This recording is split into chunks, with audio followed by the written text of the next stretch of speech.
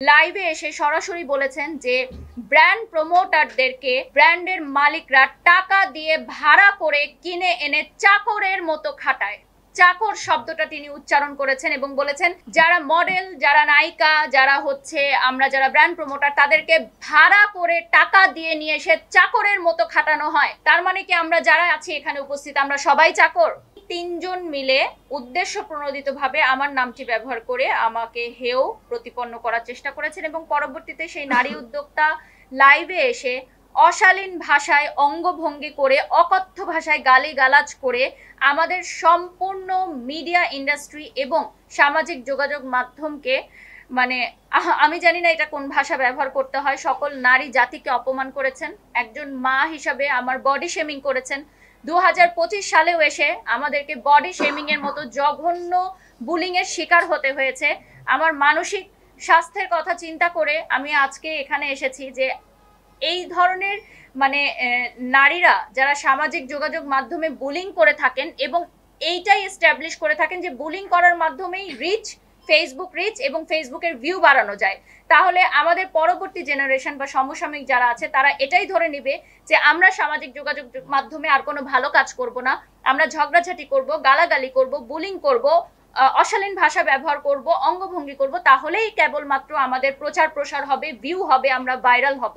ভাইরালকে একটা নোংরা শব্দ হিসাবে তারা ব্যবহার করছেন এবং আমার নাম তারা বিভিন্ন জায়গায় ছবি সহ প্রকাশ করছেন। ওই ভিডিওগুলো ক্লিপ কেটে কেটে ছোট বাচ্চাদের সামনে অকথ্য ভাষায় ব্যবহার করা হচ্ছে, তাদের স্টাফদের সামনে তাদের স্টাফরাও যুক্ত হয়ে বিভিন্ন অঙ্গভঙ্গি করে দেখানো হচ্ছে এবং তিনি লাইভে এসে সরাসরি বলেছেন যে ব্র্যান্ড প্রমোটারদেরকে ব্র্যান্ডের মালিকরা টাকা দিয়ে ভাড়া করে কিনে এনে চাকরের মতো খাটায়।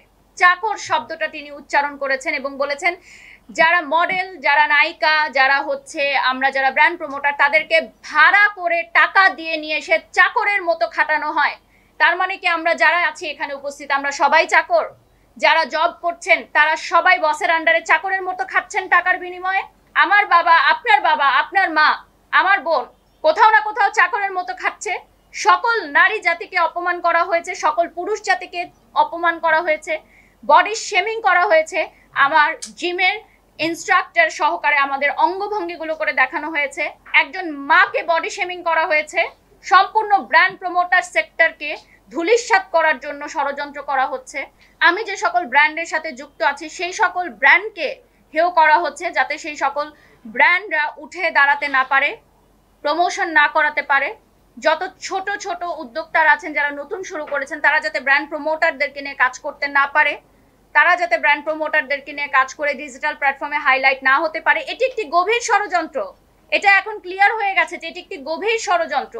নতুন উদ্যোক্তাদের তৈরি হতে না দেয়া, নতুন ব্র্যান্ড প্রমোটারদের তৈরি হতে না দেওয়া, এই প্রফেশনটাকে ধূলিসাৎ করে দেওয়া, আমার ক্যারিয়ারটা, আমার দীর্ঘ 16 বছরের এই ক্যারিয়ারটাকে নষ্ট করে, ধূলিসাৎ করে, বন্ধ করে দেয়া এবং সামাজিক যোগাযোগ মাধ্যমে এটাই প্রচার প্রসার করা যে গালাগালি করে, অশ্লীল ভাষা ব্যবহার করে, অশ্লীল অঙ্গভঙ্গি করেই ভিউ এবং রিচ করা যায়। তাহলে আর্টিস্টিক বিষয়, শৈল্পিক বিষয় যারা সত্যি যোগ্যতা সম্পন্ন, যারা গুণ সম্পন্ন, তাদের কোনো ভিউ নেই, তাদের কোনো রিচ নেই।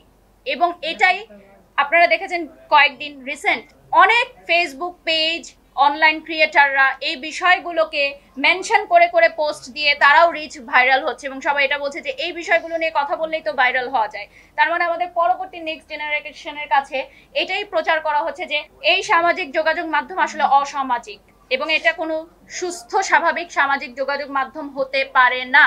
এটা অসুস্থ পরিবেশ যেখানে একটা মানুষ সারাদিন কাজ শেষ করার পর বিনোদনের জন্য আসে, এন্টারটেইনমেন্টের জন্য আসে, সেখানে এসে যদি সে এই ধরনের অঙ্গভঙ্গি, অশ্লীল ভাষার ব্যবহার দেখে, এই ধরনের শব্দ চয়ন দেখে, আমাদের পরবর্তী প্রজন্ম, আমাদের শিশুরা কি শিখবে? সকল নারী জাতির কাছে আমার এই প্রশ্ন যে আমাকে যেই হেয় করা হয়েছে এটার বিচার আমি চাই, এর বিচার আমি চাই। আমি আজকে শক্ত মনোভাবে আছি বলে, আমি এই ট্রমা কাটিয়ে উঠতে পারছি বলে আমার মতো আরেকটা মেয়ে পারবে এরকম না। কালকে আরেকজন চলে আসবে আরেকজনকে অপমান করতে, তখন সে পারবে? সে কি এই ট্রমা কাটিয়ে উঠতে পারবে?